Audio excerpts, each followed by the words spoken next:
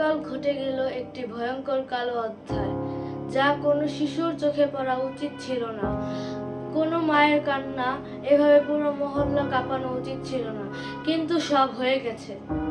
আমি আজান, আমার বয়স 10। আমি এখনো ঠিকভাবে সব বোঝার মতো বড় হইনি, তবুও চোখে দেখেছি আমার বয়সী ভাই বোনদের নিথর পোড়া শরীর। তারা আর খেলবে না, স্কুলেও যাবে না, কিন্তু ফেলে রেখে গেল শূন্যতা আর ছায়া। আল্লাহ, তুমি আমাদের রক্ষা করো। এই দৃশ্য যেন আর কোনো মা বাবার জীবনে না আসে, কিন্তু যদি আসে তাহলে আমরাই যেন হই সাহসী, সচেতন, জানবো কি করতে হবে যাতে একটা প্রাণও হারিয়ে না যায়।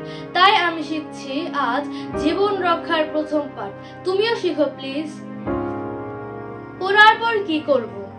আগুন নেভাও, আগুন থেকে সরাও, পোড়া জায়গায় ঠান্ডা পানি ঢালো, 10 থেকে 20 মিনিট। কিছু লাগাবে না, না টুথপেস্ট, না ডিম, না ওষুধ। জীবাণুমুক্ত পাতলা কাপড় দিয়ে জায়গাটা ঢেকে রাখো আর দ্রুত হাসপাতালে নিয়ে যাও। জ্ঞান হারালে কি করব? নিঃশ্বাস নিচ্ছে কিনা তা দেখে নাও, না নিলে সিপিআর জানলে সিপিআর শুরু করো। মাথা কাত করে রাখো যাতে বমি এলে দম বন্ধ না হয়ে যায়। বিদ্যুৎ স্পৃষ্ট হলে কি করণীয়?